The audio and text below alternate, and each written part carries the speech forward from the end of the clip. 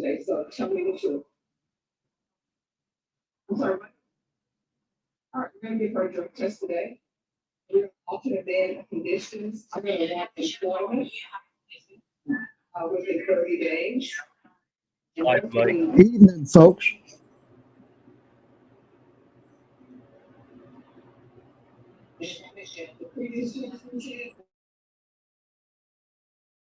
No factories, no shortcuts, just fire, hammer, and grit. If you believe a tool ought to be honest, built right, and meant to last longer than the man who made it, you're going to like this one.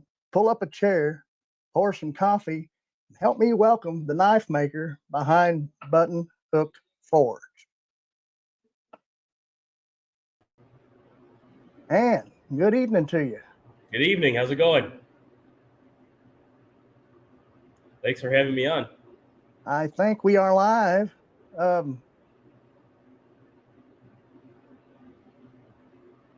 we having some technical difficulties, maybe? No, it's on YouTube. Hey, how you doing? Good. So welcome to the podcast. Welcome to the channel. We appreciate you. Try to do some little. There we go. I like that a little better. No, thank you for having me on. I appreciate the time, and looking forward to the conversation leads. Yeah. We'll see how many people we might get in here. We got 3 with us already. Say hello in the chat if you're with us. Let's see who has said something. Yeah, there's a Rose Crabtree. Good to see you there, Hank. Gen X Gemini. Appreciate you. Thanks for jumping in here. I think we'll have a few folks that might come along. Some folks that might not know of you, and I'm sure there's some friends that might pop in as well that know of you real well. Yeah, hopefully.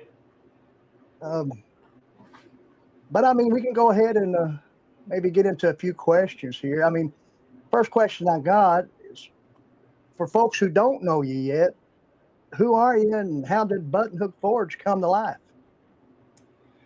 I've always kind of had the like to learn new stuff and do things for myself, and hate paying people to do something that maybe incorrectly sometimes I think I can do better. But then I guess you learn a new skill along the way and get to buy new toys to complete a task. Kind of went through a little amateur gunsmithing and brewing and carpentry and some woodwork through the years. I always kind of wanted to get in to do metalwork, knives especially.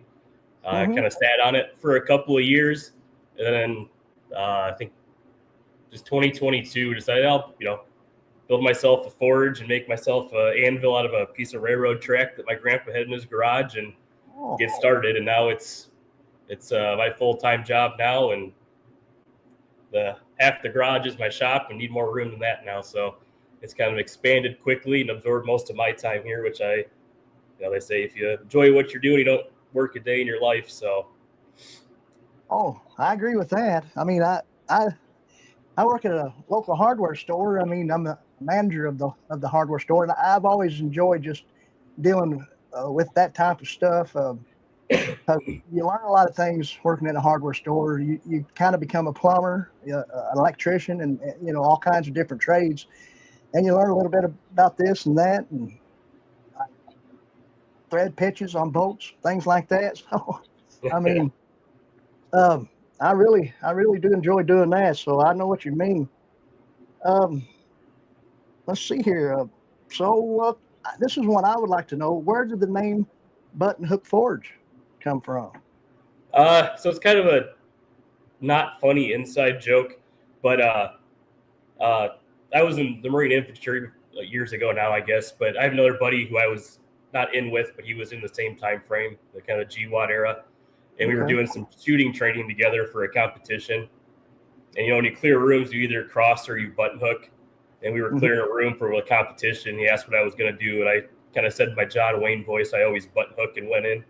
And it just kind of be stuck with a poor nickname. So carried along with the business name.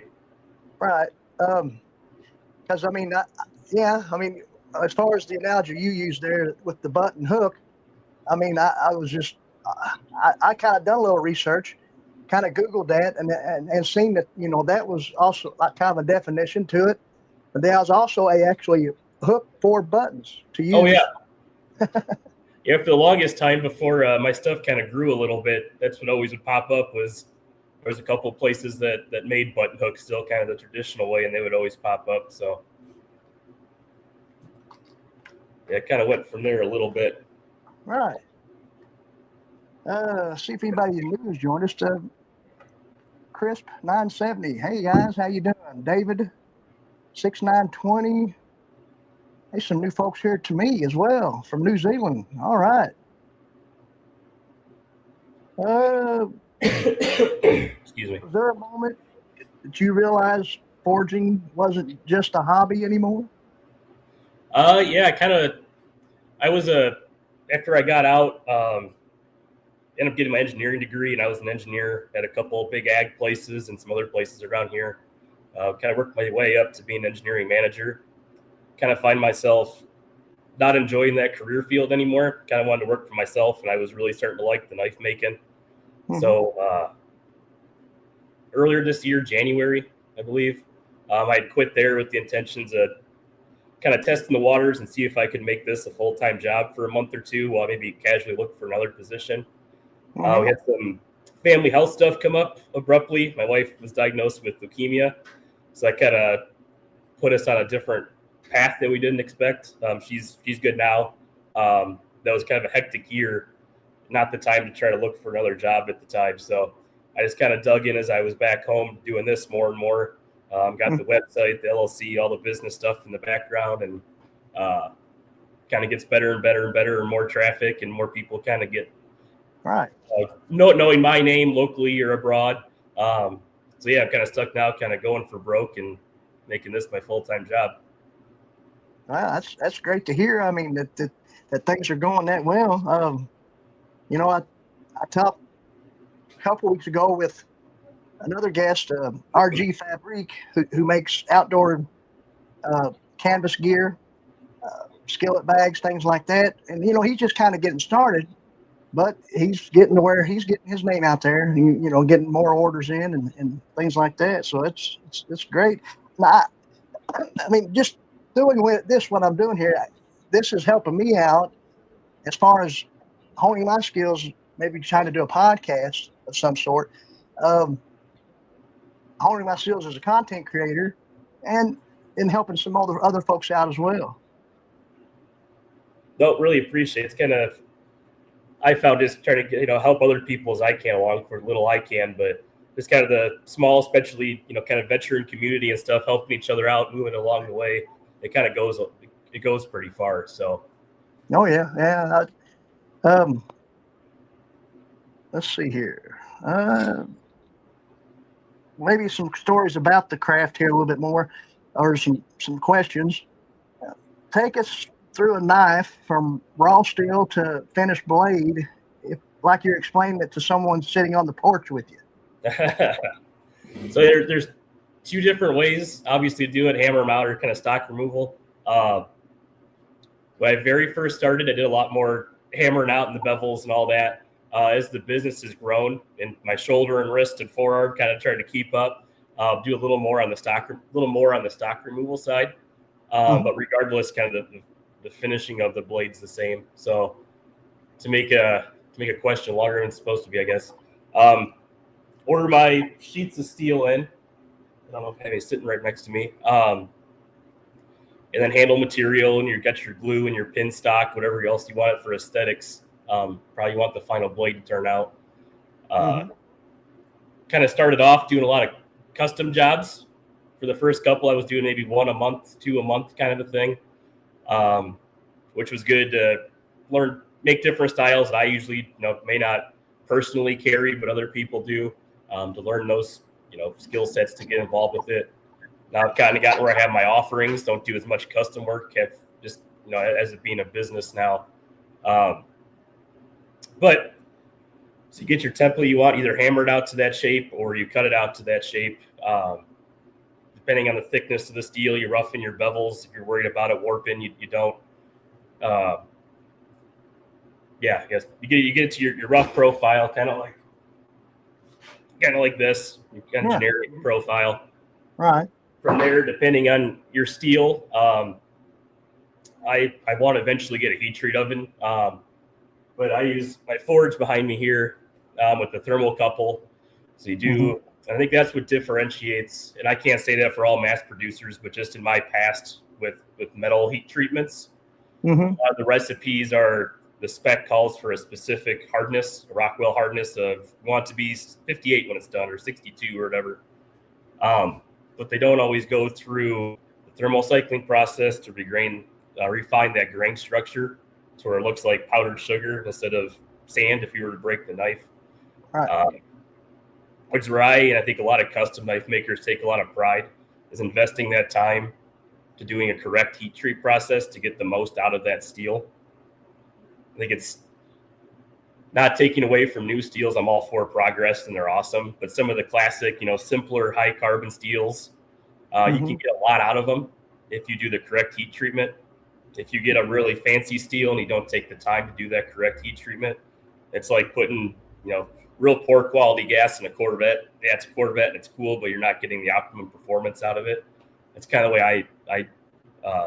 way I think of steel when it comes to heat treatment. So for me, and I think a lot of others, that's where the actual soul of the blade is when you heat treat that and what the steel looks like. Everything after, besides maybe blade geometry, is all kind of aesthetics. But that's what gives you a tool that's going to last forever. Maybe not forever, but outlast you as an owner or a maker, is that heat treatment process. Once it comes out of there, you do your tempering and whatever else you want to do. Then it goes into finished grinding. Depending on what handle the customer or I want to put on it, I used to do a lot of synthetic materials for my handles. I still do occasionally, but I found it more cost effective and I think prettier. I started stabilizing my own wood, so the wood will last it won't rot or warp or anything. It's stabilized the resin to always kind of stay its shape and not absorb moisture. So I do that in-house with some vacuum chamber setup I have down in the basement here. Okay. Then you glue it on, finish, and grind it down and hand sand forever, and you get a pretty looking blade. I typically etch mine in ferric chloric acid and do a stone wash. I always kind of figure it's like if you get a new car, you're afraid to scratch it, but if you get a used one that has a little nick on the side, then you're not worried about it. The stone wash artificially puts that first scratch on it for you, so it always looks new without ferro rod or whatever you're doing. It kind of already has that aesthetic where it looks like it's a hard use or been used before. So yeah, I like that aesthetic really. Let's see.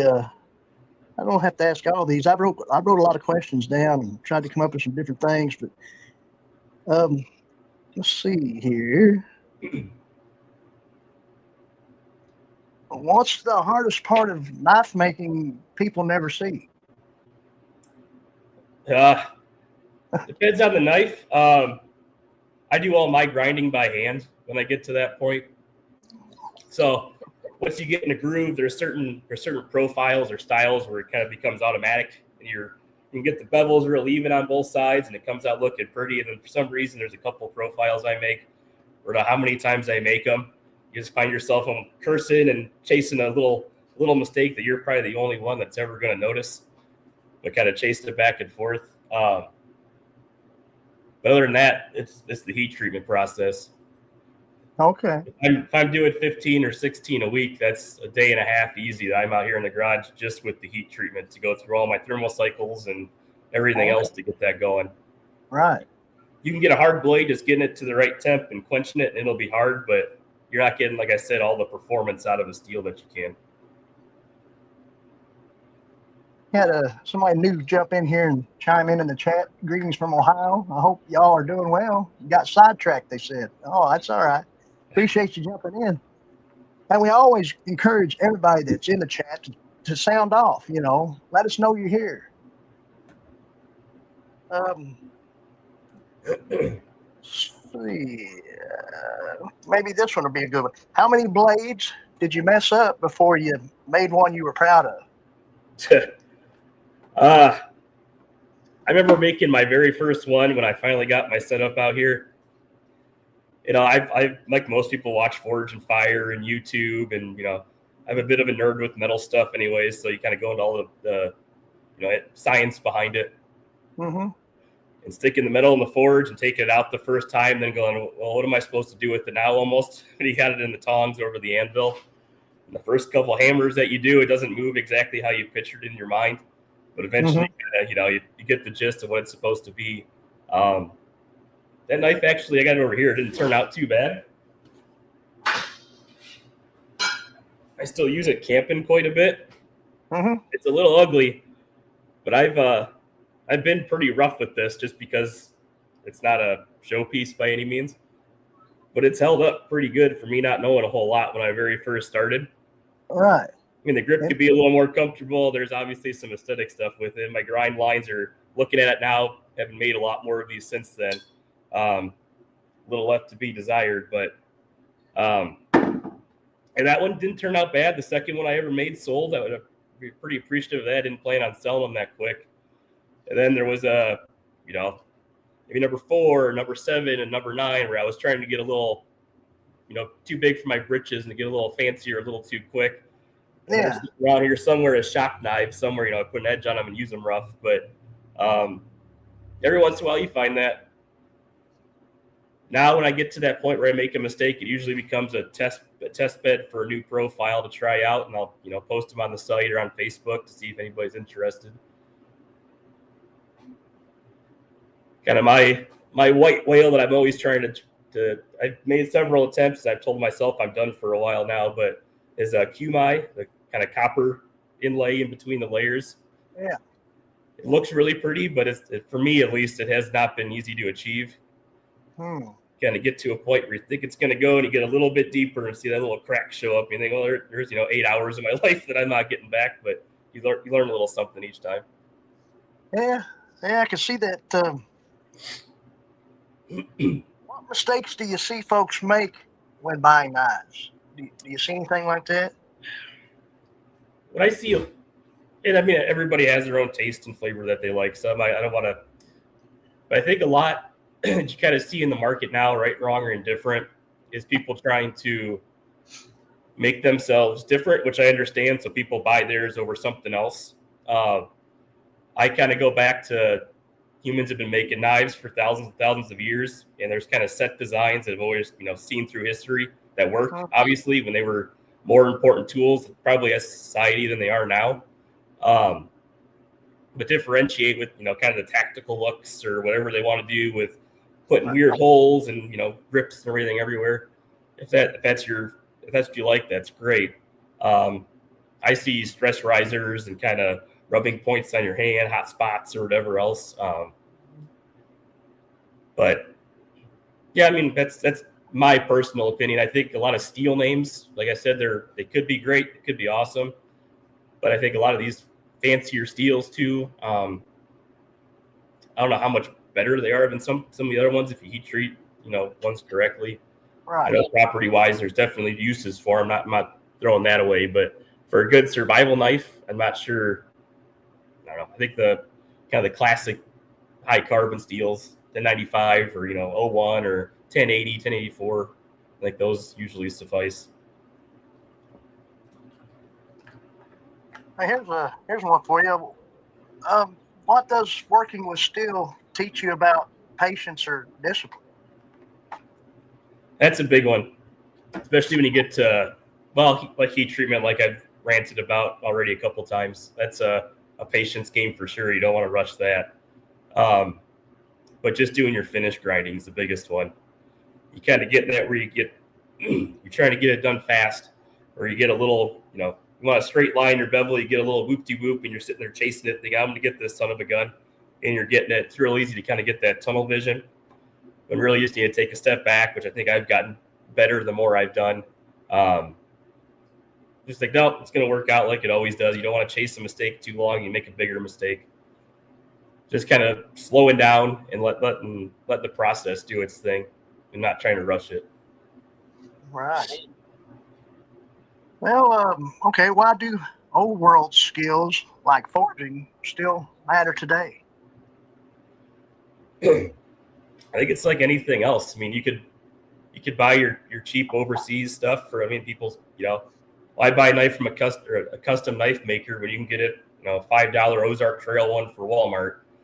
As for a certain task, you know, if you're opening letters or whatever, it probably is fine for that. But there's no soul in it, for one. There's not somebody who's really behind it, pouring their part of themselves into it to make it. And not that that necessarily justifies it, but the quality behind that piece, I think, justifies the costs, the difference between, you know, the $5 to the $100 or whatever. You just get that much more detail and care put into it from somebody who cares about their craft, who's trying to hone it and be the best that they can be with it. Right. And besides that, you get them, they last forever. You can hand them down to your kids, and they can hand them down to their kids, you know, maybe. And you kind of get that story, that sentimental buildup behind it. Mm-hmm. I had knives I made for myself a couple of years ago, you know, and I felt like I was cheating out of my old pocket knives that I had carried through a couple deployments and stuff. Right. And then, I carry this every day. It's a little beat up, but I've made nicer ones for myself. But then I feel like, oh, I've had this one for a long time. You know, it's my knife. I don't want to give it up. Kind of like that old pickup truck you kind of like that your dad had or something. You know, it has a life behind it. It's more than just a truck. Absolutely. I agree with that. Can someone learn this craft without fancy tools or big money? Oh yeah. I mean, obviously there's a lot of different ways to go into. There's a million different YouTube videos on how to start off, or forums, or whatever you want to go on. I started off with about $100 two-burner forge that I still use today.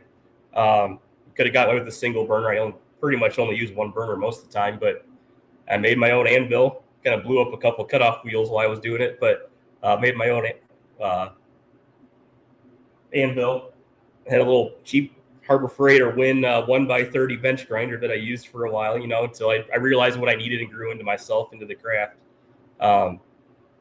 So that said, it doesn't have to be expensive starting off. It gets expensive if you let it. I have a lot more equipment now, and, you know, it's expanded quite a bit. There's a lot more I want to buy yet. But no, it doesn't have to be. You can start off with, you know, a rock if you want, or a hunk of metal or whatever you want. And, you know, just a craftsman hammer or something, and a way to warm it up, rosebud or whatever you got. And you can make functional equipment out of it. Yeah, being from East Kentucky, every now and again I see a lot of folks around here, not saying that they're big knife makers, but I see them making knives out of files and leaf springs and different things like that. Oh yeah. I made a few files, file knives. I made a few, like, for the kids. And when I first started, I let them build their own little couple knives out of some old lawnmower blades and stuff. The hesitation I sometimes have is, one, files are unknown steel. Excuse me, kind of losing my voice a little.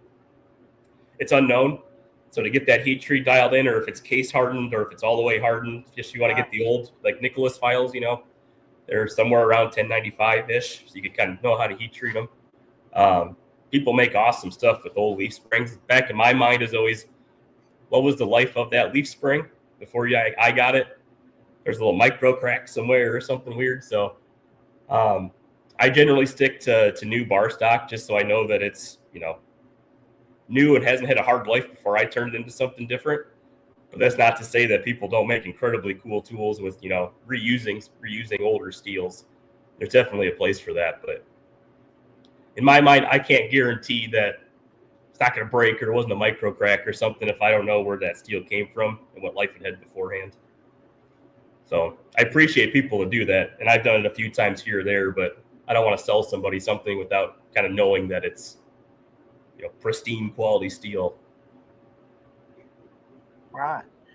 Blacksmithing on the other side, yeah, I do a little, blacksmithing's fun because it makes you use a little more of your brain. Knife making a little more straightforward, but just with fancy bends or whatever else, you really got to think through your steps and how it's going to interfere here or there. So I always like to take a little step back every once in a while and do a little blacksmithing project to kind of keep it interesting, and a little palate cleanser sometimes from kind of making the same knife over and over again. Right. So that's definitely, I just have a lot of respect for people that do that full time. That's a cool craft. Yeah, I mean, like, there's a local guy that does some of that. You know, he makes camp forks and you know, cutlery and all kinds of stuff. steak flippers, and I made a lot of roses and like little garden hooks for family and stuff like that. It just kind of get fun smaller bottle openers, kind of fun projects to do. Let's see here. I don't have a whole lot of questions, and maybe some of the guys in the chat might have some questions. Excuse me. Coming off of being sick, so I apologize for coughing and sniffing. No, you're fine. It's no problem. Here's one here. What makes a Buttonhook Forge knife recognizable? Well,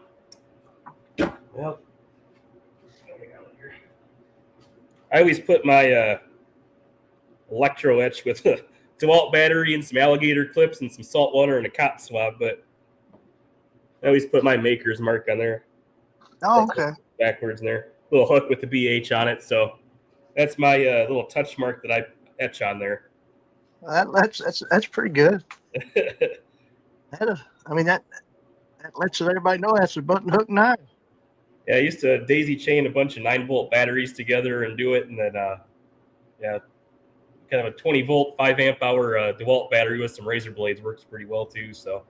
Well, I've never tried that. I'll have to see about that. It works pretty slick. Cut out templates on my Cricut that I got my wife a couple years ago. I made templates that I use for it, and then put them on little stickers here and stick them on the blade, and etches pretty nice. Goes really deep if you let it. So a couple more questions here. What's next for you and the forge? Excuse me. I really want to get into more of the kind of pattern welded, the Damascus, or whatever you want to call it. Using just my arm, I can do about Gomai, so that's 5 layers. Used to do a lot of Sanmai, but that after a little while takes a lot out of your arm, hand hammering that all out. So I want to get a forge press. That's on the docket sometime here in the nearish future to get, so I can start making that more conveniently. Production runs of hand hammering that out just isn't real feasible. So I do it a couple times a year because I enjoy it. But yeah, can't do it on a production scale quite yet. And then I want to get a heat treat oven, like I mentioned before. Then I can get into stainless steels and some other stuff for more kitchen knives. I make a decent amount. I have a batch of kitchen knives going now. But I know folks like to have stainless kitchen knives and understand. I kind of like the high carbon because if you cut tomatoes or whatever, you kind of get a cool patina from the acid on it. And it looks like it's yours and you used it. But I get that's not everybody's cup of tea. So heat treat oven. So it doesn't take me a day and a half or 2 days to heat treat a batch. I can do it a little more efficiently. And a forge press would be what I want to expand a little bit to different fields. This year too, I want to get I've been asked a lot for pocket knives. I was always a pocket knife guy until I started making fixed blades. Now that's all I carry. But I have a few designs roughed out for this coming year. Hopefully getting some pocket knives, either lockbacks or just kind of the old traditional with the flip up. And then probably more Damascus type stuff. I have a couple different designs I want to try out for 2026. So I guess most all your handles are micarta, or no, I started off that way. Maybe I talked about it kind of maybe a little too quick earlier, but almost solely use wood now. Okay. I buy on different sites if they're on sale. There's a lot of people locally who do woodwork that I'll get walnut or whatever from, and then I stabilize it in house. So kind of dry it out to 0% moisture, and then you soak it in a pressure or a vacuum chamber with real thin set resin. I use cactus juice for a while, and then you bake it, and all those air voids that were in the wood are filled with resin now, and then you cure it. So it's still wood, but it's wood that's never going to expand or crack or twist or warp on you. So I've got old handmade knives that we got auctions and stuff, and the wood handles always, just from being old, always gets separation from the metal and kind of cracks and whatever else. So stabilization really helps that from delaying it a lot, or maybe not happening if you take care of it correctly. Right. We got another fella joined us. A great channel that I like to watch, Olive Drab Out Alliance. Oh yeah, he's a local guy to me. Small town, Prophetstown. That's great. I actually seen his video where he was showing one of your knives. I remember him talking about y'all. I guess we're in close proximity. Yep. He's wanting you to show off some knives. Yeah, I meant to bring some out. I didn't bring out a lot of my production ones. Oh, okay. A couple of the ones that I guess my higher sellers, I guess you want to call them that. The Harrigan's one of them.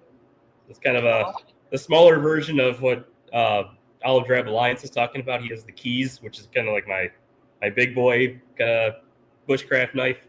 This is kind of the smaller cousin to it, the brother or sister to it. I like this nice small shape. Looks like my style there, yeah. So that's one that I like quite a bit. My personal favorite, I think, is people buy them and use them. It's kind of a funky shape, but people tend to like them quite a bit for hunting or just a pocket knife. I call it daily. I like it too. Yeah, it fits for a 3-finger grip you want. The choil's bigger on the ones now. This is my prototype. But you got a nice finger choil here to choke up on it if you want. I always had kind of some stylish jimping on the spine here. Some little file work there, but yeah, I use this all the time. And I make these out of 01 tool steel, which is one of my personal favorites. Real tough stuff. So that's it. Batch of Harrigan's.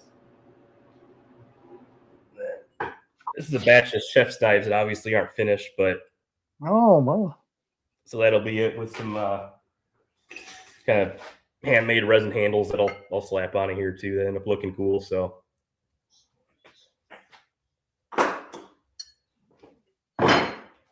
yeah, I got all my stuff's either on my Facebook page or my website too, if you want some better pictures or views of them too. So I'm not a photographer by any means, but try to take decent ones for the website and Facebook. So they're all there. Oh yeah, that's another thing. Anybody that's with us, yep, check out Buttonhook Forge's Facebook page. Just Buttonhook Forge, you'll find him. I gotta say that knife making is the easiest part of this whole venture of doing it full time. The hard part's all the background business stuff and tax work and social media and all that's what takes up most of the time, it seems like. I don't make knives, but I make content, and just having a full-time job and running a Facebook group and Facebook pages and a YouTube channel, and even it can be rough because it seems like I'm posting on each platform numerous times a day. That's what I find. If I have a little bit of downtime, I'm sitting on my little roll around stool trying to make a Facebook post or a rule, or I updating all the business stuff to make sure that's all good and everything. So yeah, it takes a lot of time for sure. It's a lot of hours out of the week, but I enjoy doing it. Well, I have one last question myself, and then if anybody else in the chat has another question, we'll go in with that. But I want to get this one to you real quick. Excuse me. Let me see if I can find it again. Yeah, what lesson from the forge would you pass on to the next generation?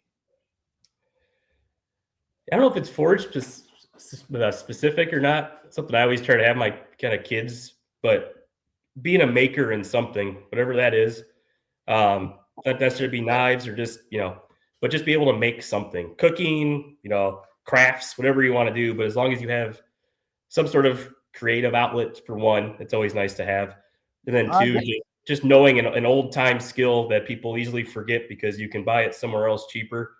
But just having something, you could offer that to the community or teach somebody else later on or whatever else. But just those little nuggets of things you don't think about, gardening, whatever it is, that you know how to do.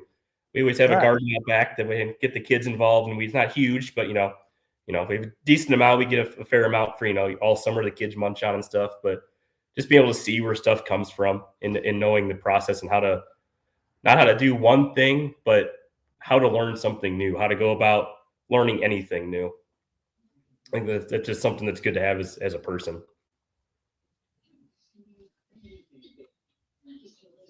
I was just checking this. Somebody said, old sage orange makes beautiful handles. Huh. Yeah, I do use that on occasion when I can get it. It's kind of a pain in the ass to grind because it wants to burn real easy because it's hard. Yeah, once you finish it though, it looks really pretty. So I don't know if I have any on the site now. I think they all sold, but yeah, I do as I can get different woods. They always come in cycles. It seems like of what's available. But yeah, when I can get it, I definitely use it. It's a pretty wood. Well, let's see. That's all the questions I got, but I don't know if anybody else might have something else. You all can feel free to ask anything, and then we might wrap it up here in just a short while. But just want to continue and tell you how much I do appreciate. No, I appreciate it too. I think a lot of us in the kind of the small business community appreciate, especially folks like you and yourself, kind of doing this. It's much appreciated. So it's not a hard. It's a hard thing to get into. It's not an easy thing. It's a big step to do this. So yeah, it's greatly appreciated. I'm not sure if my next podcast I'll have a guest or not. I haven't had nobody hit me up lately, but we might have one. And then if not, I might just go at it alone with some crazy topic.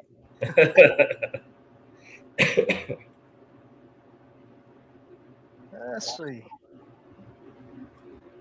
Well, I was hoping to have a nice drop, another drop here before Christmas, but this little sickness going through the family's kind of slowed that down, unfortunately. So yeah, coming into the new year, I should have a bunch more stuff coming. I try to do 15, 16 a week is kind of my goal, depending on what's going on and what the model is. But so yeah, that's a pretty good amount, seems like. I mean, as far as just forging and all, that's pretty good.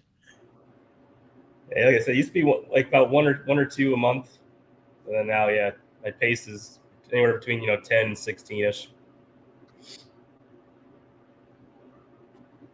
Oh, you're welcome, Tan Dog 2018. He said, Heath, thanks for interviewing Scott from Buttonhook Forge. Top notch. Well, appreciate it. Thank you. Well, I guess we'll go ahead and end it here, but okay. I appreciate the interview, and this will be on a replay on the channel, so folks that miss it tonight live, you can go check it out, see what we talked about. It's been a pretty good show. I do think we've had a good amount of folks watching us live, and we appreciate it, just like we always like to tell you. But for Scott with Buttonhook Forge, my name is Heath. This is Mountain Grit Live, and we'll see you on the next one. Yeah, appreciate it. Thank you.